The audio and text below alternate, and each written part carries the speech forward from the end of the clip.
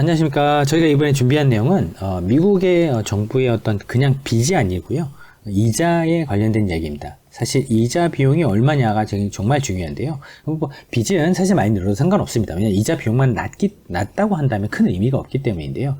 뭐 빚이 엄청나게 늘어나도 이자가 이제 빵이라고 한다면 사실은 뭐 이자 낼 비용이 없으니까 얼마든지 빚을 찍어도 상관이 없는 거죠. 근데 문제는 지금 이제 빚을 너무 많이 찍어 놓은 상태에서 금리가 폭등했다는 사실입니다. 근데 이게 어느 정도 수준이냐면 거의 이제 1990대 초반까지 이제 올라왔습니다.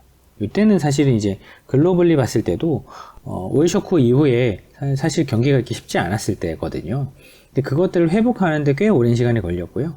그런데 지금 보게 되면 정권이 이제 사실 바이든 정부가 사실은 다 재선을 하기 위해서 지금 노력하고 있는데 문제는 지금 트럼프 인기가 훨씬 높다는 부분입니다. 이제 공화당이 되게 유리한 부분이고요. 실제 공화당이 이제 하원도 쥐고 있고요. 상원을 빼고 난 나머지 부분은 보수파인 작은 정부를 선호하는, 그러니까 빚을 싫어하는 이제 공화당이 정권을 질 수도 있다라는 부분입니다.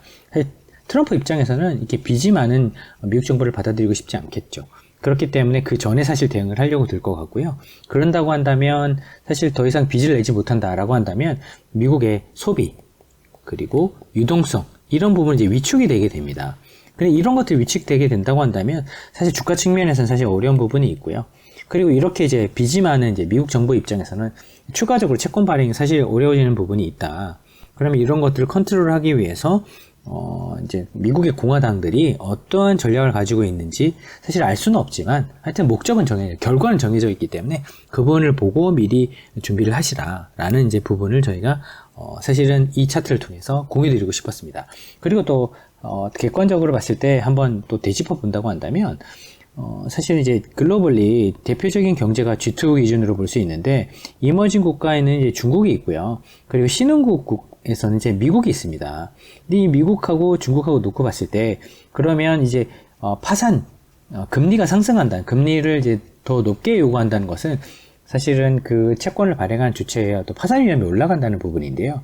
만약에 이게 미국 금리가 계속 올라가고 있는 부분 자체가 향후에 이제 이자 비용을 더 많이 내게 되고 이런 부분하고 관련돼서 파산을 할 수 있다라고 본다고 한다면 미국의 금리가 계속 올라가는 것이 맞지만 문제는 이런 금리가 계속 올라갔을 때 누가 먼저 파산하게 될까요? 제가 봤을 땐 신흥국이 더 먼저 파산하게 될 것 같습니다.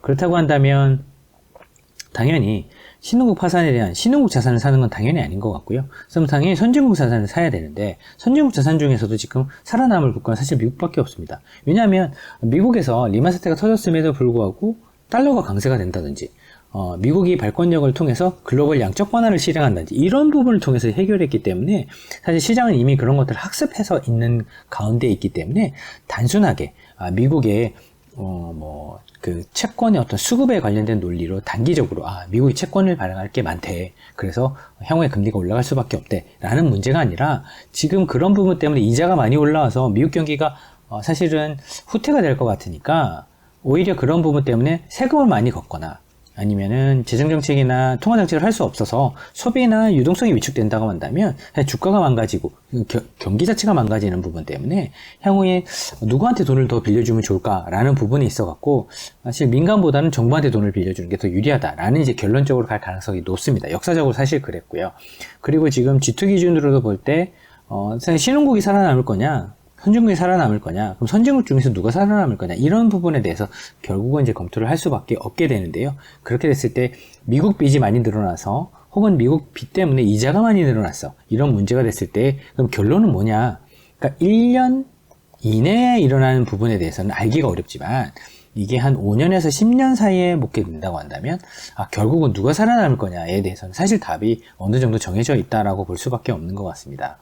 그러면 이런 이제 5년에서 10년 정도의 어떤 뒤의 결과를 놓고 봤을 때는 채권을 투자했을 때도 만기 기준으로 본다고 한다면 10년물, 20년물, 30년물 정도의 어떤 채권을 이야기를 하게 되는데, 그렇다고 한다면 그런 채권에 있어 가지고 어떤 국가가 발행한 채권을 살 것이냐, 어떤 주체가 발행한 채권을 살 것이냐의 부분에 있어서 아주 본질적인 질문을 던진다고 한다면 미국채의 방향은 사실은 좀 정해져 있다.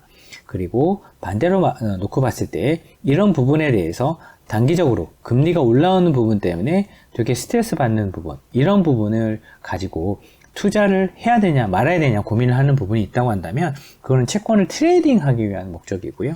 그리고 채권 트레이딩 목적이 아니라 나는 안정적으로 이자를 받겠다라고 생각하는 부분이 있다고 한다면 과연 미국이 망할 것인가?